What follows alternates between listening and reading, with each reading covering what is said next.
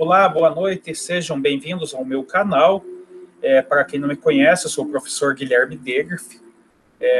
Esse conteúdo aqui ele é ministrado para os alunos da graduação, né, de bacharelado em Direito, da Unicecal, e é um conteúdo que ele serve para atividades profissionais, como conteúdo de especialização, assim, no conceito de que o direito processual constitucional é uma temática muito moderna ainda, né? São poucas as faculdades que abordam ela, então ele acaba sendo uma disciplina aberta, né, a todo tipo de público, principalmente as pessoas que não estão tendo essa oportunidade, né, assim como vocês da Unicecal estão tendo. Nem todas as pessoas tiveram essa disciplina durante a sua graduação.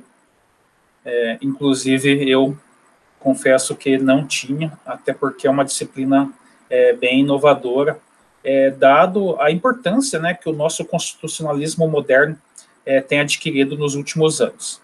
Bom, sem mais delongas, eu vou começar uma apresentação aqui para vocês, tá? Vocês vão ver que nós temos aqui algumas questões que darão continuidade ao que iniciamos na aula passada, né, que nós estávamos falando de controle de constitucionalidade.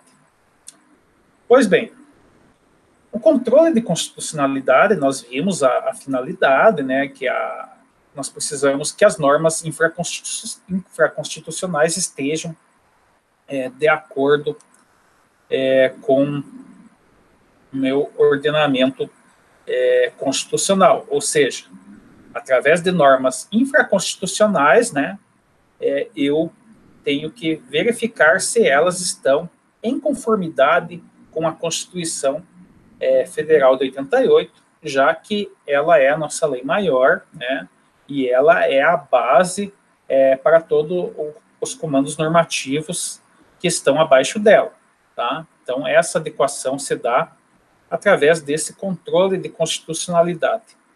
Até aí é tranquilo, né? Todos conseguiram perceber a importância disso, né? De haver um controle de constitucionalidade para que nós não tenhamos normas, né, ditas inconstitucionais em vigência, né? Que seria uma afronta ao nosso próprio Estado democrático de direito e aquilo que o nosso poder constituinte originário, né, aquele poder que o povo delegou, né, para que o constituinte consagrasse no nosso texto, né, no nosso texto da nossa Magna Carta de 88. Dito isso, é importante que a gente comece a se perguntar como que se dá o controle de constitucionalidade. E para isso, fica bem claro, dentro da nossa doutrina, que existem no ordenamento jurídico brasileiro dois momentos do controle de constitucionalidade, duas formas de exercício, né? Então, eu tenho o controle preventivo e eu tenho o controle repressivo, né? Preventivo é aquilo que ocorre antes, né? Repressivo é aquilo que ocorre depois. Eu vou dar um exemplo aqui, né, para vocês utilizarem de analogia. Isso aqui vocês podem levar para a vida de vocês e para qualquer concurso público, OAB, vocês nunca mais vão esquecer. Vamos lá. Controle preventivo. Vamos imaginar que nós temos a situação, né, que nós temos uma determinada moça que iniciou um namoro com um determinado indivíduo, né? E a mãe dessa moça, ela, né, a famosa figura da sogra, ela percebe que o indivíduo não trabalha, não estuda, né, não está procurando emprego, enfim, o cidadão não quer nada com a vida, né? Ele está ali só curtindo, né, namorando, mas, né, não produz nada, né, e não tem nenhuma ambição de crescimento pessoal. Essa sogra, né, ela vai chegar para sua filha e ela vai dizer: filha, esse cidadão, ele não vale nada, ele não quer nada com nada, largue dele, não fique com esse sujeito, tá? Largue dele. Esse é o controle preventivo, né? Onde a mãe exerce antes, né, do casamento, tá? Então, antes que a filha case, a mãe chega lá e intervém falando para a filha, olha, não case, porque isso daí não vai dar certo, tá? Esse é o controle preventivo. O controle repressivo, ele ocorre depois, né? Então, vamos imaginar que essa mesma moça não deu ouvidos à mãe, ficou com o cidadão lá, que não queria trabalhar nem estudar, casou com ele. Só que depois que ela casou com ele, depois de um ano, né, quando acabou a paixão, né, ou diriam os mais antigos, quando caiu a ficha, né, isso aí vem do telefone do famoso orelhão, né, que tinha que cair a ficha para você completar a ligação. Então, um ano depois de casada, essa moça percebe que realmente a minha mãe tinha razão. Esse cidadão não tem como continuar com ele não estuda, não trabalha e não tem como construir uma vida legal junto dele. Esse é o controle repressivo, tá?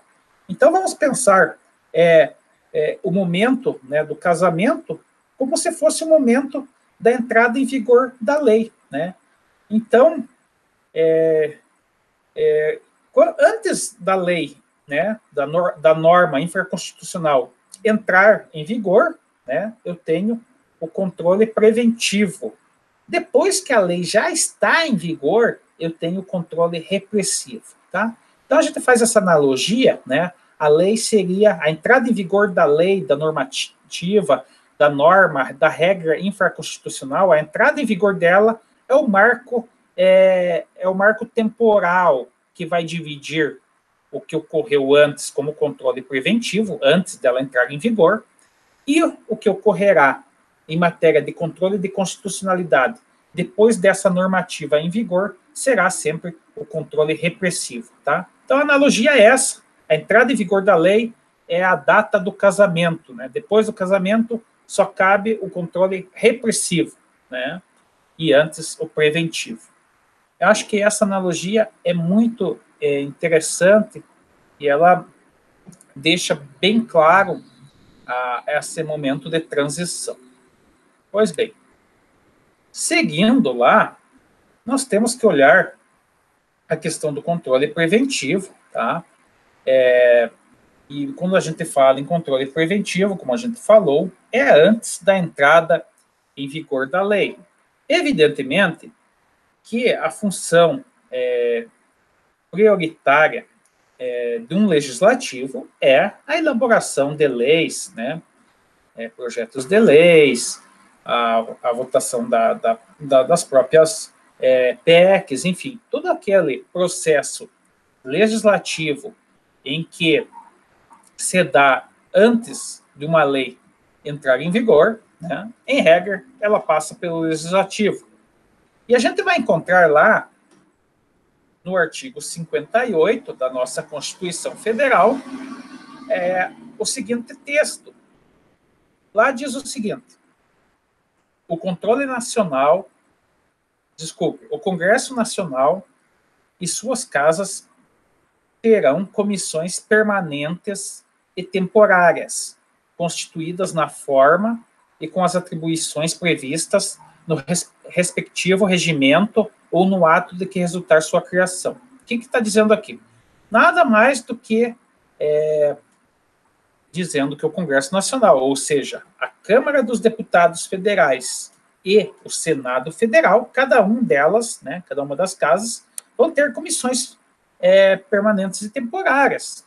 E aqui nós vamos lembrar das famosas comissões de Constituição e Justiça, que é uma das fases em que toda aquela lei, né, aquele projeto de lei, né, ele passa para uma análise jurídica de verificação se aquilo que se está tentando aprovar, né, num segundo momento, que será através das votações, se aquilo tem requisitos, né, de conformidade com a Constituição Federal. Porque se nesse momento da minha Comissão de Constituição e Justiça, essa comissão já perceber que há uma inconstitucionalidade nesse projeto de lei, ela poderá ser rejeitada, né, arquivada, e não seguir o trâmite legislativo, né, até chegar nas votações. E a gente vai ter isso, evidentemente, não só no âmbito federal da União, como a gente vai ter isso no âmbito das assembleias legislativas dos estados, né, nas legislações estaduais, nos projetos de leis estaduais que tramitam nessas assembleias em cada unidade da federação, como a gente vai ter também na Câmara de Vereadores de cada município, né? Geralmente, na Câmara do município, são as chamadas Comissão de Justiça e Redação, né? Onde é um momento prévio em que uma comissão composta por determinados parlamentares e um corpo técnico jurídico irá analisar esse texto, né, e a sua conformidade de acordo com a Constituição. Tá? Então, nesse momento aqui, é o momento em que o Poder Legislativo exerce o controle preventivo, né, e não se limita somente à comissão. Digamos que a comissão entenda ser constitucional, né? Então, pode ser que isso, quando vá para a votação, se entenda de forma diferente, né? Que não é constitucional e não se consiga essa maioria para aprovação e entrada em vigor dessa lei infraconstitucional, tá? Bom, seguindo, pessoal, o artigo 66 da Constituição Federal, ele vai dizer que a casa na qual tenha sido concluída a votação enviará o projeto de lei ao presidente da República, que, aquiescendo, ou seja, concordando, o sancionará. Ou seja, quando começa uma votação no Senado, no segundo momento, isso vai para a Câmara Federal, e vice-versa, quando começa um projeto de lei na Câmara Federal, num segundo momento, vai para o Senado. É chamado o princípio da Casa Revisora. Né? Então, nós temos um sistema bicameral, como vocês bem sabem, e a casa que vota, no segundo momento, o projeto de lei, ela faz a revisão daquele projeto de lei. Ou seja, se um projeto de lei pertence a um deputado, evidentemente, ele começa a tramitar na Câmara Federal. E, no segundo momento, é que ele vai tramitar no Senado. E vice-versa, né? Um projeto de lei proposto por um senador vai tramitar primeiramente no Senado e, no segundo momento, ele vai para a minha Câmara Federal. Pois bem, o que o artigo 66 da Constituição está dizendo? Está dizendo que depois de aprovado na Câmara e no Senado, esse projeto de lei ele deve ser encaminhado ao presidente da República, pois cabe ao presidente da República sancionar ou vetar essa nova lei, essa nova normativa infraconstitucional.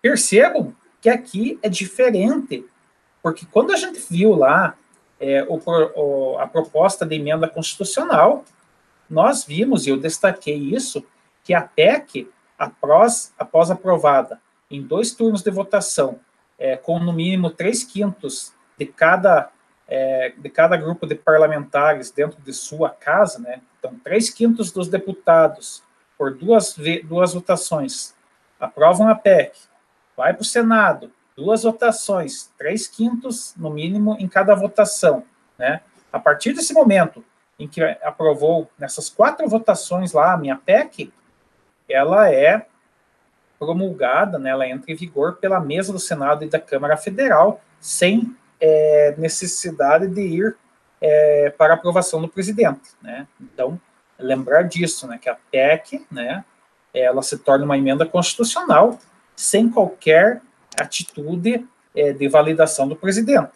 Diferentemente aqui, né, das nossas leis infraconstitucionais, em que nesse segundo momento, após aprovado na Câmara e no Senado, o presidente tem que concordar ou vetar, né?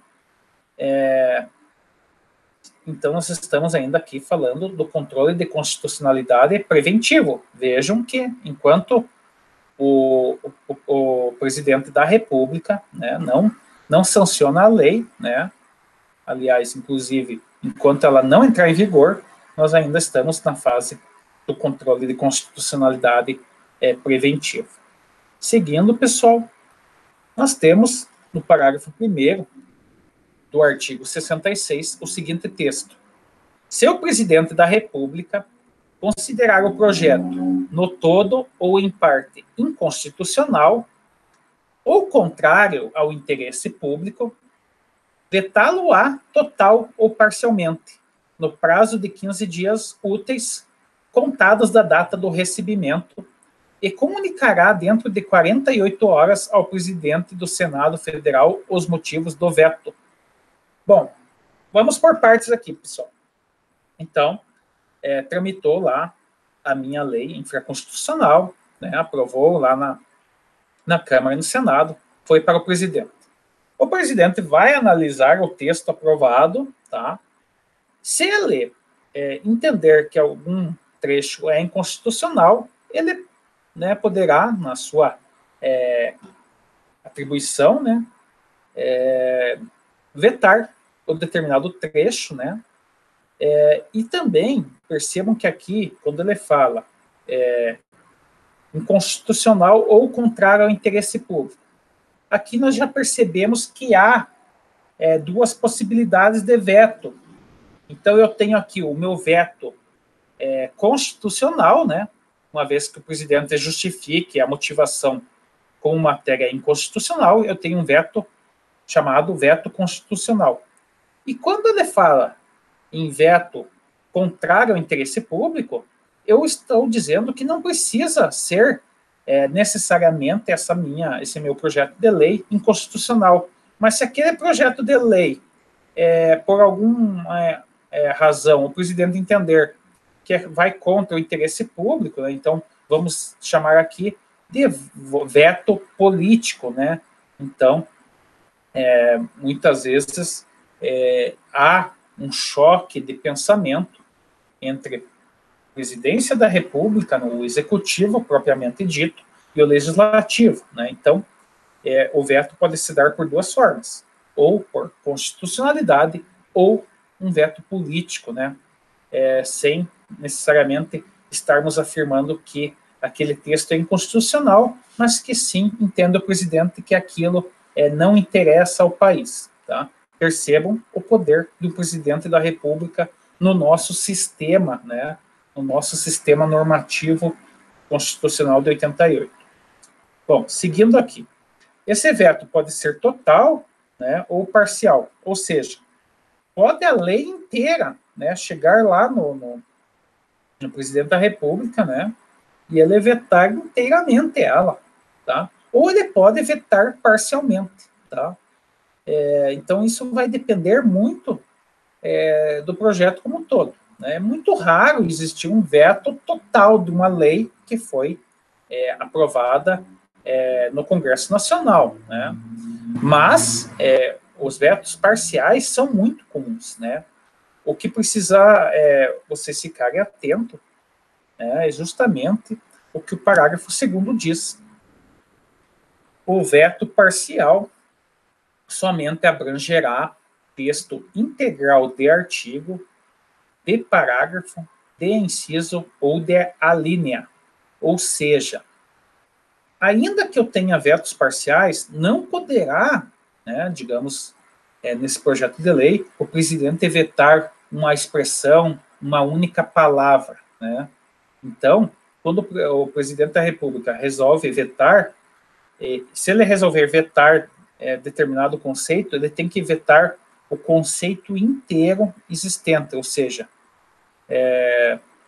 se um artigo fala, vamos dizer que passou no controle de constitucionalidade e o Congresso instituiu via via projeto de lei, a pena de morte, né?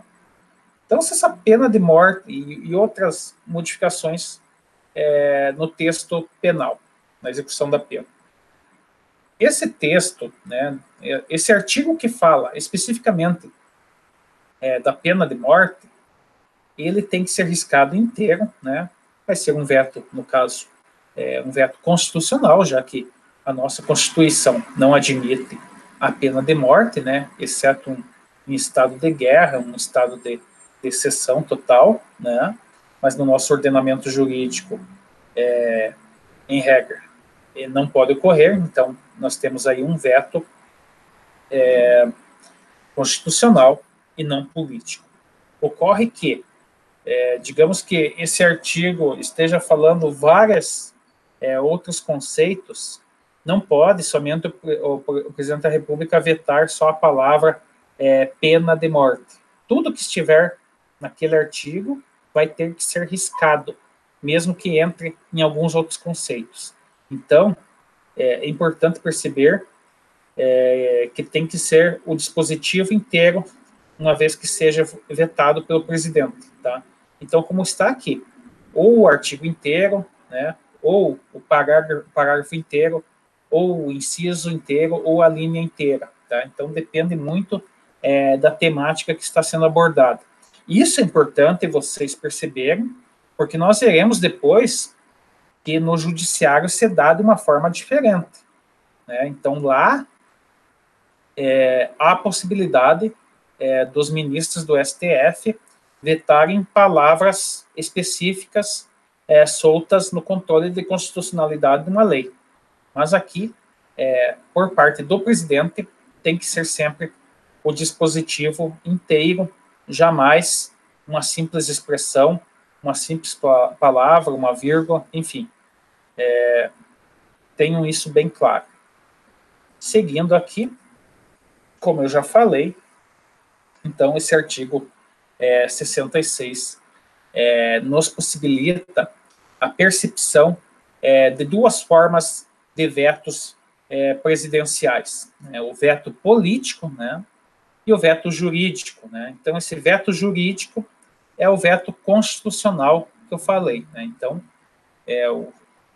e vocês podem analisar que toda a lei, ela vem, antes de entrar em vigor, ela tem a justificação do veto, então, vai ter um texto anexo, digamos, a esse projeto de lei, e onde o presidente da República expõe por que está vetando determinado artigo, determinado inciso, determinada linha, determinado parágrafo, quais são as razões daquele veto, né? Então, pode ser um veto político, que é um veto livre, né? Então, vocês sabem que a política, ela tem confrontos e ideologias, né? Ou pode ser um veto jurídico, no sentido de que se entendeu que passou despercebido algum tipo de inconstitucionalidade naquele determinado texto normativo. Tá? Então, é bem fácil diferenciar isso, e geralmente vem na famosa exposição de motivos, né? Exposição de motivos do veto. Seguindo. Bom, agora, propriamente dito, eu quero mostrar para vocês, né, que o controle de constitucionalidade preventivo, ele se dá principalmente no legislativo e no executivo. Tá? Então, lembre-se lá do momento temporal, entrada em vigor da lei, é o casamento lá da filha, né? É preventivo, né? Então, é antes da data do casamento, antes da lei estar valendo. Pois bem, tem bem nítido que o controle de constitucionalidade preventivo, ele atua, né, principalmente na elaboração da lei, que se dá no universo do legislativo e do executivo, né? E nós vamos ter a questão do judiciário em matéria de controle de constitucionalidade preventivo como uma exceção, tá? Então, muito raramente nós iremos falar de controle de constitucionalidade preventivo feito pelo judiciário, tá? Porque existe somente uma possibilidade. Então, essa possibilidade, né, é a exceção. Isso aqui também é bom vocês saberem, né, porque exame de OAB, concursos públicos, eles gostam da exceção, tá? Então, o controle de constitucionalidade preventivo é possível nas 3 esferas do poder.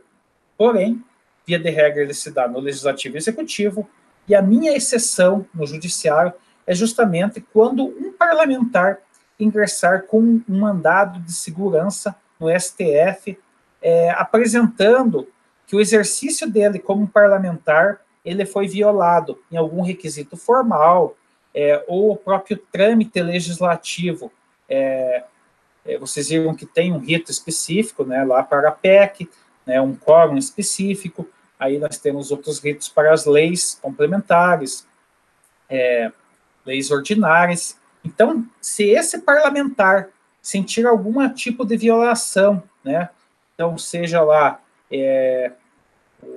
a oposição não teve representatividade nas comissões, né, então, percebam que existem várias questões que são precisos, né, dentro do próprio regulamento de cada casa legislativa serem seguidas, né? Então, a oposição tem que estar representada, a maioria representada, enfim. No parlamento, todos os grupos, sejam maioria, minorias, devem ter espaço, né, voz de fala. Então, se isso for descumprido, né, esse determinado grupo, né, ou parlamentar, o partido, ele pode entrar com mandado de segurança no STF, alegando essa violação, né, da possibilidade de discussão desse projeto de lei, da PEC, enfim. Tá? Então, isso é uma exceção. A regra no controle de constitucionalidade preventivo será sempre o legislativo e o executivo. Bom, seguindo aqui, nós vamos ver aqui o legislativo, na questão já do controle repressivo. Só vou voltar aqui. Acho que ficou bem claro para vocês, né, do controle preventivo, né, que é no processo de elaboração de lei, que é a prioridade aqui do legislativo, é fazer leis, né, fiscalizar o executivo, né, mas a prioridade deles é fazer leis. Então, o momento deles verificarem se um projeto de lei é constitucional ou não, é antes, justamente, de aprovar essas leis, né. Da mesma forma, o executivo exerce aqui, no seu momento de sancionar, né, ou vetar determinado trecho da lei na sua totalidade ou parcialmente. Bom, dito isso, nós encerramos por aqui o nosso controle preventivo, né, antes da nova norma entrar em vigor. E vamos para o nosso segundo momento, a nossa segunda possibilidade de controle de constitucionalidade, o chamado controle de constitucionalidade repressivo, né? Repressivo porque vem depois que a lei já está em vigor, né? Então, a lei já está valendo, né? Então, é aquela situação em que se entende que uma lei entrou em vigor e essa lei ela é inconstitucional e gera um inconformismo, né, de algum dos poderes em relação a isso. E uma vez que um dos poderes se incomodem com a vigência de uma normativa, estando em vigor uma normativa que elas entendem como inconstitucional, esse determinado poder trabalhará no sentido de exercer esse controle de constitucionalidade repressivo para que essa lei, né, em tese, entre aspas, inconstitucional, seja excluída, seja afastada do meu ordenamento jurídico infraconstitucional. Vamos lá, pessoal. E vamos começar pelo poder legislativo, tá? E nós temos 3 exceções aqui, onde há uma atuação, né, do legislativo, né, porque aqui o controle de constitucionalidade repressivo, né, diferentemente lá do preventivo, o controle de constitucionalidade repressivo, via de regra, ele é exercido pelo Poder Judiciário, né? Então, se nós temos lá no preventivo que a regra do controle de constitucionalidade preventivo é ser exercido pelo Poder Legislativo e Executivo, e o Judiciário é apenas uma exceção lá, aqui diferentemente. Aqui no repressivo, após a lei ser aprovada, entrar em vigor, o controle de constitucionalidade repressivo, via de regra, pertence ao meu poder judiciário, né? O poder legislativo e o executivo aqui serão exceções. Percebam a complementariedade desses institutos e do meu momento de controle de constitucionalidade, tá? Então, nós temos aqui a primeira exceção do poder legislativo, é a chamada rejeição da medida provisória. O que é isso, professor? Medida provisória, mas isso não é do executivo? Pessoal. O que ocorre? A medida provisória é aquele instrumento em que, na excepcionalidade e na necessidade de urgência, o presidente da República emite uma medida provisória, que é aquilo, é uma lei provisória, né? A medida provisória, ela é provisória no sentido que ela precisa passar para o parlamento para ela se converter em lei, né? Mas a partir do momento em que o presidente coloca em vigor a medida provisória, né, atendendo os requisitos dela, ela tem força de lei, né? Então, é uma forma do presidente colocar em vigor uma lei que não foi ainda analisada pelo parlamento. Mas essa medida provisória, ela tem 120 dias, né, para que o parlamento se manifeste nela, né, pela aprovação ou rejeição, né? Se for aprovada, a medida provisória, ela é convertida em lei. Essa medida provisória que tem um número 120, ao ser convertida em lei, ela vai receber um outro número, lei 15.180, por exemplo, né? Então, a aprovação da medida provisória se dará a conversão numa lei, uma lei ordinária específica, com um novo número. Até aí, tranquilo, né? Se entende que quando a medida provisória é convertida em lei, todos os requisitos de constitucionalidade estavam de acordo, tanto na ótica do executivo como legislativo. O grande problema se dá quando o executivo, no presidente da República, coloca em vigor uma medida provisória e essa medida provisória ela é rejeitada, né? Então, essa rejeição da medida provisória fará com que ela saia do meu ordenamento jurídico, ela perca a eficácia, ela perde a validade de lei, né? E a partir de então, eu estou falando aqui num controle de constitucionalidade repressivo. Por quê, professor? Porque a medida provisória tem força de lei. Então, a partir do momento que o executivo coloca em vigor, é como se eu tivesse uma lei em vigor, né? Ela tem força de lei, né? Como ela está em vigor e o parlamento vai lá e rejeita, né? É repressivo, né? Após a vigência, né, da medida provisória com força de lei, o parlamento vou lá e digo não, não concordamos, consideramos ela inconstitucional, tá? E percebam que também não é somente por inconstitucionalidade que ela pode ser rejeitada, né?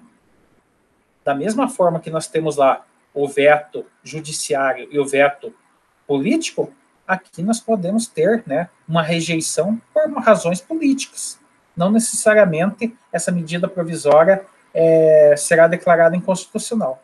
Mas se a rejeição for por motivos de inconstitucionalidade, aí sim nós dizemos que estamos diante de um controle de constitucionalidade repressivo, né? Se ela for rejeitada por outro motivo político, nós não falaremos de controle de constitucionalidade repressivo, né? Mas uma simples rejeição política, né? Ou ela pode caducar, né? Se o presidente da Câmara, né, e o presidente do Senado não pautarem dentro dos 120 dias a medida provisória para a votação, ela perde validade, né? É o que ocorreu justamente recentemente no governo atual, daquela famosa carteira nacional de estudante, carteira digital, né? Então, não foi pautada, ela perdeu a validade, né? Não foi votada em 120 dias, por não ter sido votada em 120 dias, ela simplesmente deixou de ter força de lei e foi, digamos assim, expulsa do nosso ordenamento jurídico. Beleza, pessoal? Essa é a primeira exceção de controle de constitucionalidade repressivo pelo Poder Legislativo. Pois bem, a segunda exceção é justamente o nosso artigo 49 da Constituição Federal, que diz que é da competência exclusiva do Congresso Nacional, inciso 5, sustar os atos normativos do Poder Executivo que exorbitem do poder regulamentar ou dos limites de delegação legislativa. Tá? Então, aqui é justamente quando haver nitidamente para o Congresso a interferência do Poder Executivo em regulamentar matérias que não lhe pertencem, né? Então, muitas vezes, algumas regulamentações são exclusivas do Poder Judiciário, às vezes são exclusivas do Poder Legislativo, mas o Executivo, ele, digamos assim, como diria uma tia minha, o Executivo vai lá e mete o bedelho, né? Ele dá palpite em coisas que pertencem ao outro poder, né? Então, se o Executivo exorbitar as suas atribuições, né, e dar esses palpites, regulamentar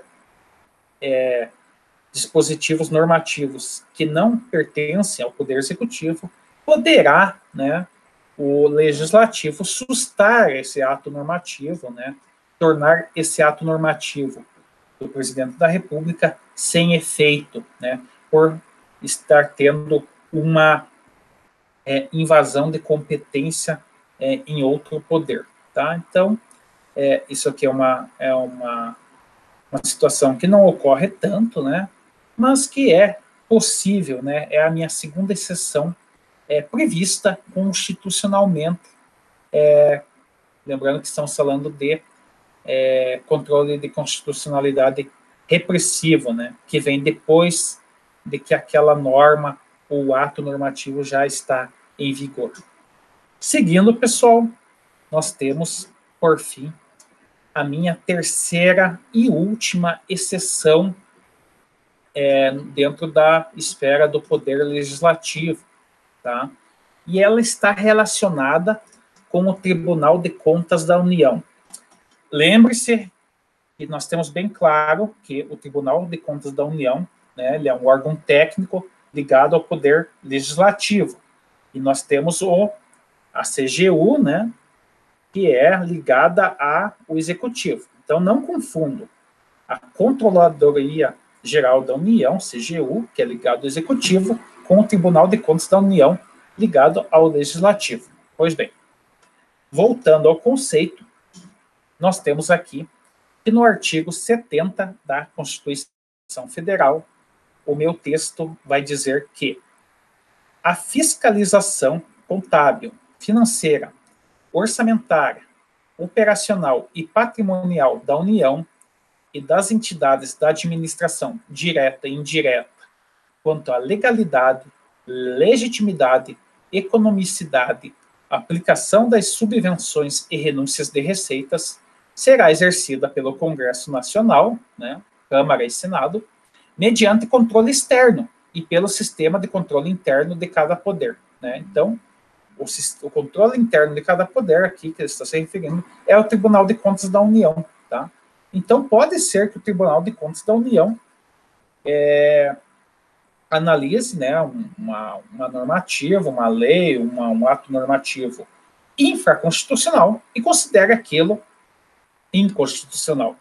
Então, aqui é a minha terceira exceção, quando o Tribunal de Contas da União se manifesta, né, através de um relatório técnico, né, ele vai informar o Congresso Nacional, né, ele vai informar a Câmara dos Deputados e o Senado que eles, né, aqueles ministros do TCU, perceberam alguma inconstitucionalidade em determinada norma infraconstitucional.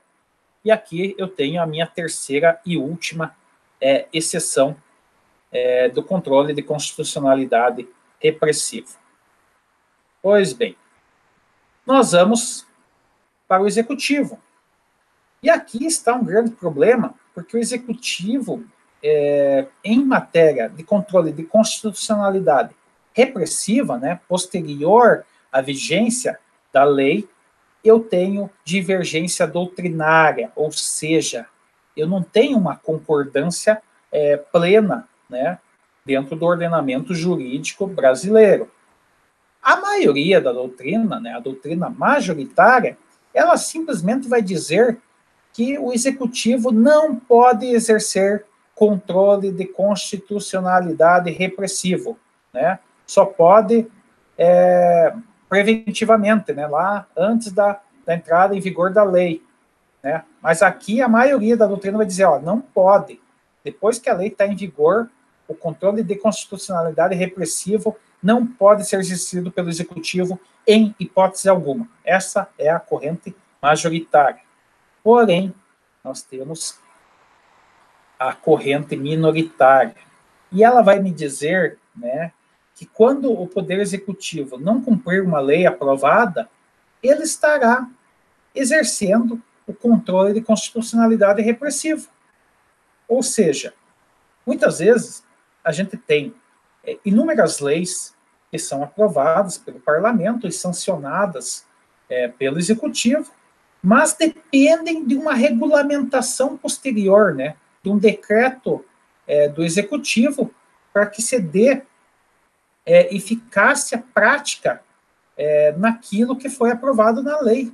Tá? Então, muitas vezes, nós vamos ter, por exemplo, a questão do trânsito mesmo. Você pode aprovar lá uma lei, né, modificando o entendimento de dirigir sob efeito de álcool, e o limite, né, hoje há uma tolerância zero, né, mas já tivemos em legislações anteriores alguns limites em que a pessoa se submetia ao teste de alcoolemia através do etilômetro e havia uma tolerância, né, um índice baixo, em que a pessoa não era punida nem administrativamente, nem criminalmente, né? Isso acabou, né? Hoje a tolerância é zero. Mas digamos assim, amanhã ou depois o legislador vai lá e aprova lá, restabelecendo um limite mínimo, equivalente a uma lata de cerveja. Né? Uma lata de cerveja, a pessoa poderia beber e sair dirigindo, e esse limite não estaria a pessoa sujeita a qualquer tipo de sanção. Tá? Vamos dizer que necessite, né, uma regulamentação de um decreto do Executivo, dizendo tecnicamente qual que é o índice dessa lata de cerveja, né?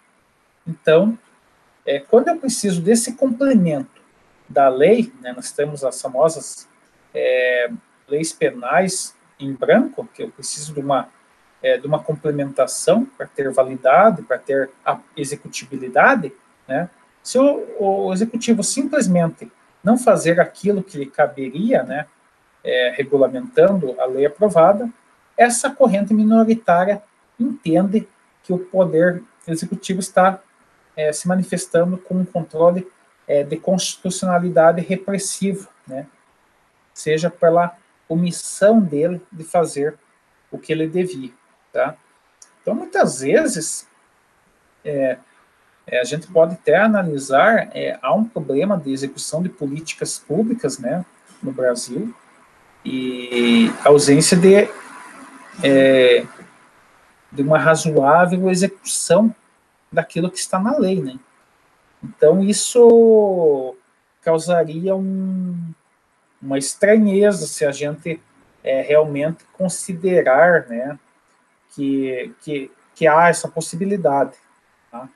Então, me parece ainda que seja discutível que a corrente majoritária, ao dizer que não pode o executivo exercer controle de constitucionalidade repressiva, está mais adequada, né? No sentido que essa interpretação da minoria de certa forma, uma interpretação muito extensiva, né? Então, considero que ela não deve prosperar, embora haja esse raciocínio de que quando o Poder Executivo não dá o cumprimento, né, não dá a execução daquela lei aprovada, ele estaria, né, ainda que de forma omissiva, né, exercendo esse controle de constitucionalidade repressivo. Né. É uma posição minoritária e que eu também não concordo. Né. Creio que a doutrina majoritária ela tem mais razão de ser até o presente momento. Seguindo, então, pessoal, nós chegaremos aqui ao ápice da questão. Então, como eu falei, o controle de constitucionalidade repressivo, via de regra, ele é exercido pelo Poder Judiciário. E nós veremos, na próxima aula, somente a questão do controle de constitucionalidade repressivo, exercido pelo Judiciário. E nós adentraremos nas duas subdivisões, nas duas possibilidades em que esse controle repressivo se dá, né? Seja no controle difuso, também chamado concreto, seja no controle concentrado, também chamado abstrato. Este é o cerne da questão. A partir desse controle de constitucionalidade repressivo que é realizado no judiciário, seja em matéria difusa, seja em matéria concentrada, é que nós vamos evoluir e poderemos avançar para as nossas ações constitucionais propriamente ditas. E a partir de então, vocês perceberão, quando estudarmos a ação direta de inconstitucionalidade, a ação declaratória de constitucionalidade, a DPF, o mandado de injunção, toda a razão de ser. Né? Então, nós estamos aqui quase terminando o conteúdo teórico que vão embasar todas essas ações de controle, ações constitucionais, né, propriamente voltadas ao meu controle de constitucionalidade, tá? Então, a partir da próxima aula, nós fecharemos o conceito teórico, que vai dar a solidez e o entendimento para que os senhores entendam o porquê de cada ação constitucional que eu tenho para exercer esse controle de constitucionalidade diante do meu Supremo Tribunal Federal e através também, no caso concreto, através do controle difuso diante daquele juiz de primeira instância, né, diante do juiz de piso. Então, a partir da próxima aula, nós adentraremos, digamos assim, no coração da nossa disciplina. Tá? Eu agradeço a todos pela paciência E a todos que chegaram até aqui, eu peço que se inscrevam no canal, ativem as notificações, né, clicando no sininho, que todo vídeo novo sobre processo constitucional, vocês serão notificados e terão acesso às próximas aulas. Tá? Agradeço a participação de todos e encerramos por hoje aqui a questão do controle de constitucionalidade. Tá? Nós vamos retomar essa questão, como eu falei, na próxima aula, referente à questão do controle repressivo, né, que se dá pelo judiciário. Obrigado a todos, até o nosso próximo encontro.